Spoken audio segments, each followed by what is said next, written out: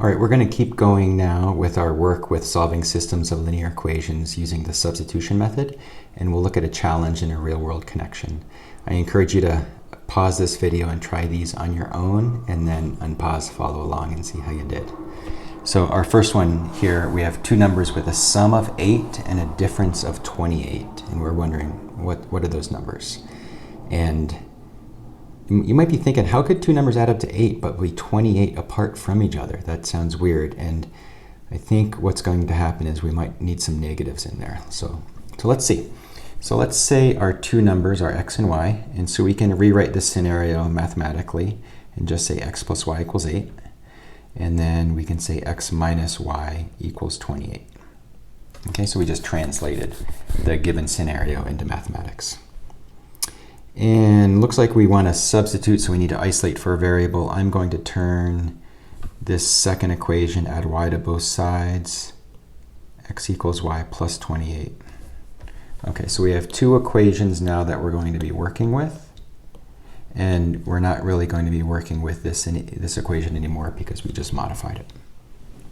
All right, so let's substitute. So this equation we're going to rewrite, instead of an x plus y equals 8, we know x is now equal to y plus 28, and so plus the other y is equal to 8.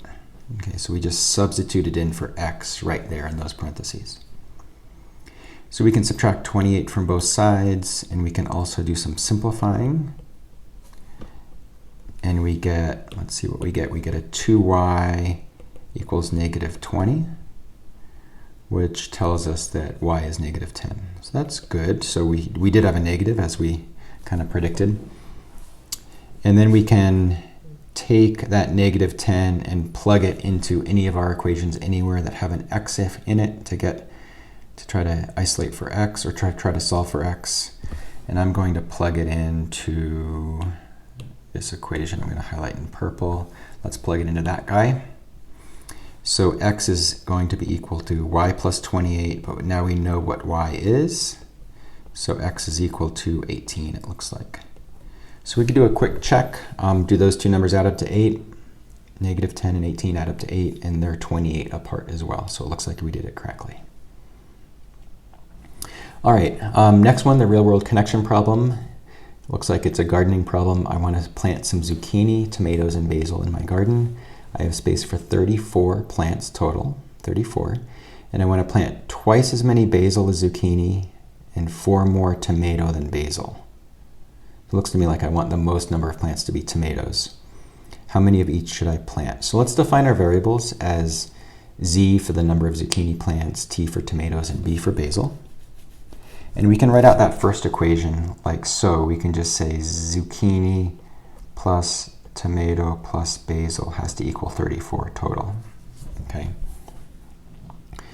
And then secondly, I want to plant twice as many basils as zucchini. Okay, so basil needs to be double zucchini. Those are sometimes hard statements to get mathematically. It's common mistake to think that 2b equals z, but that would be wrong. We want b to be bigger, so b has to be double what z is the way to think about that. And then our last restriction, I want to plant 4 more tomatoes than basil. So tomato needs to be larger, so that's going to be basil plus 4. So I don't know if you're noticing this, but this is different from what we've done before. We have 3 equations and 3 unknown variables. And that makes it definitely more challenging. But let's see if we can do a little bit of substitution. I can see right away that we could plug in some stuff for b. So we know b is equal to 2z. So wherever else we see a b, we can plug in 2z. So let's rewrite some of this stuff. And we have a z plus t plus now a 2z is equal to 34. And we can do the same thing for our third equation. T is going to equal now 2z plus 4. Okay, so that's better. So now we have 2 equations and 2 unknowns. Okay, in this we sort of have a new system of equations to deal with, and we can tackle that, I think. And check this out. We have a 2z plus 4 is equal to t, we can plug that guy in right there.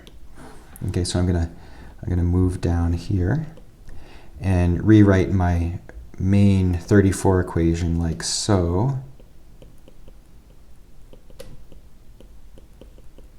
And so look what we've accomplished. We have one equation with just z's in it. So it should be easy to solve for z now. And then I think once we get z, it'll be easy to get everything else. So I am going to subtract 4 from both sides. And then at the same time, I'm going to simplify the left side. So I have 5z's over on the left, and that's going to equal 30. So that's nice. We don't want to have kind of fractional or decimal plants. If I divide by 5, I can see z is equal to 6. So 6 zucchini plants is what I want. And then I can plug in z into the other variables as well, or into the other equations. So basil, we want to have twice as many. So basil is going to be 12. And then tomatoes, we want 4 more than basil, so tomatoes will be 16. Okay, so I think it's worth it to check our work now just by going back through our requirements, and we can check them off as we go. We need 34 plants total. Yep, it looks like those add up to 34, so we can check off the 34. Twice as many basil as zucchini. Yep, we got that. And 4 more tomatoes than basil, that checks out too. So it looks like we did it correctly. That's a good place to stop right there.